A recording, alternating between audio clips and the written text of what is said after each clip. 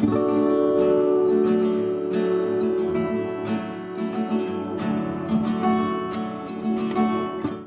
everyone, it's Danny. Welcome back to my channel. I'm here today with a layout for the Confessions of a Paper Addict Cutfiles design team, and I'm going to be using this amazing graduation cut file. This was released just this week. It is the final release for the March birthday set of releases, so make sure to go check that out because there are quite a few really amazing cut files in that release.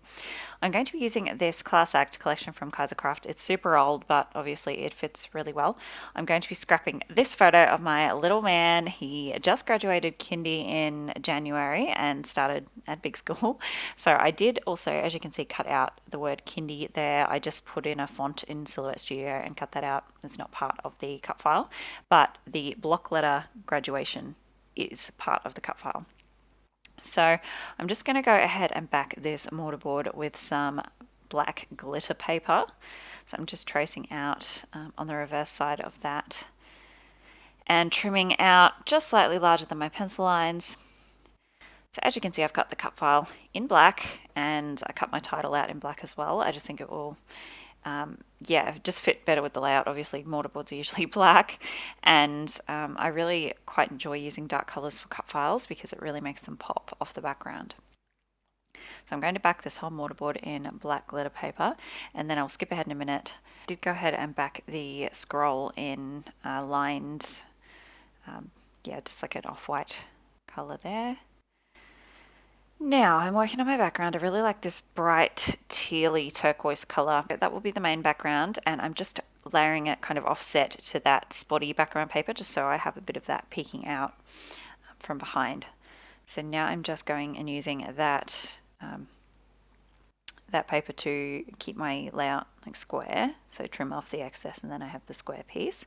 And then I'm going to go and just kind of cut all the extra spotty paper off because it's all going to be hidden behind that turquoise paper. I didn't want to waste that whole sheet. I'm really funny about saving paper like this, but so you can see once I stick it all back together, it just looks like one big square piece of paper. There you go. So that is essentially how my cut file and the title are going to go. Roughly, they take up most of the page, so I don't have to do too much else to this layout once I have all that down.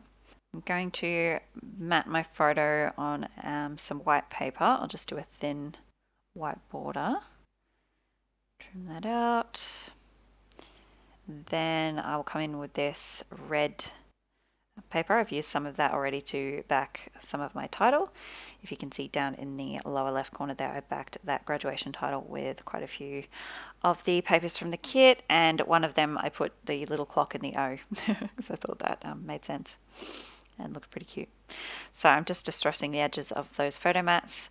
This is just a piece of yellow pattern paper that I've cut to the same size as my photo, and then again with the spot paper I'm just distressing those edges because I'm just going to kind of layer them behind my photo. Just kind of a little bit messily, not making sure everything's straight. Just a bit of wet glue to glue those down. And then I also cut this off the bottom of one of the papers, and it kind of looks like a strip of tape, scotch tape or washi tape or something. So I'm just going in with my little fussy cutting scissors and cutting the edges, cutting little kind of notches out of the edges so it looks more like an actual piece of torn off tape. And I'm going to go ahead and stick that on my photo once I've added this last layer. I think this is the last layer. Yeah, so I'm just going to glue that at the top of my photo so it kind of looks like it just got taped onto a notice board or something. I don't know. That was a cute effect. Okay, I'm taking my notebook edge punch here, and I'm just adding a bit of texture to a couple of the corners of my page. So this one I'm going ahead that will be at the top left. And then I'll do some down at the bottom right here. I think I actually go out of frame. Yeah, I do. My apologies. But I'm just doing a couple of inches worth of there. And then I'm going to glue this kind of chalkboard pattern paper. It's actually the reverse of that spotty paper. So I'm just going to glue that behind, stick everything back down, trim off the extra. Yep, so I'm just trimming off the extra there. And then I'll ruffle up those edges to create a bit of texture and dimension.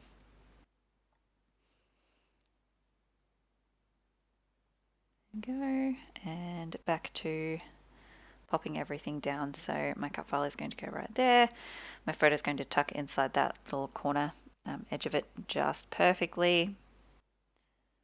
Just using some tacky glue to glue everything down. I like using tacky glue because it dries pretty quickly, but it gives you enough time to reposition things. It gives you a few seconds to move things around if you need to, but then it sticks really well and holds better than double-sided tape, I find. So a little bit of glue down that part, and then I'm going to just layer this over. I just want it positioned so you can still see the loop of the Y, but it's overlapping. Okay, and I do think I actually end up putting this on a bit crooked. The way I've got the paper, the background sort of at a bit of an angle threw me a bit actually.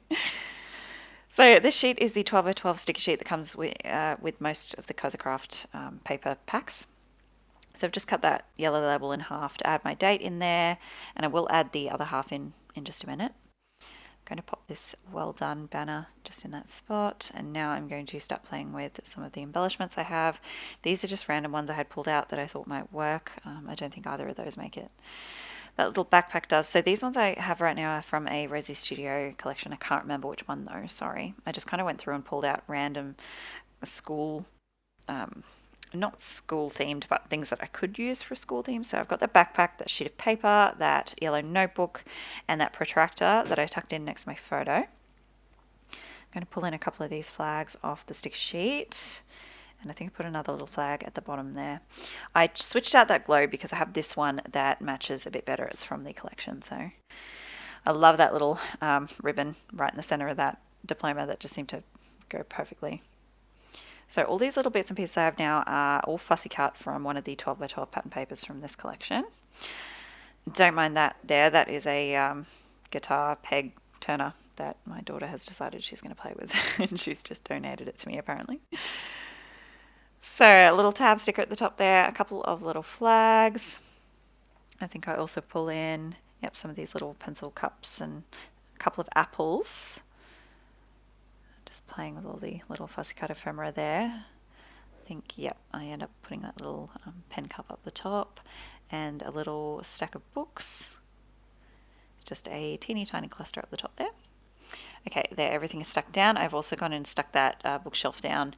Even though that's not really an ephemera or an embellishment cluster, I liked how it filled that space. And then I'm just going to tuck a couple of lines of journaling in the gap in between that bookshelf and my title. Some white splatters, of course, because I can't not do the white splatters with my Liquitex acrylic ink in titanium white and a paintbrush. I'm just going to splatter those around near where my embellishment clusters are. And as a finishing touch, I'm going to do some enamel dots, 3 groups of 3 in 3 different sizes. I use a red, a not mint green, like an apple spring green, and then a turquoise. So that is my layout finished. The close-ups are coming up. Thank you so much for joining me. Don't forget to check out the shop and the Facebook group. The links to both will be in the description box below. And thank you so much for joining me. I'll see you next time. Bye, guys.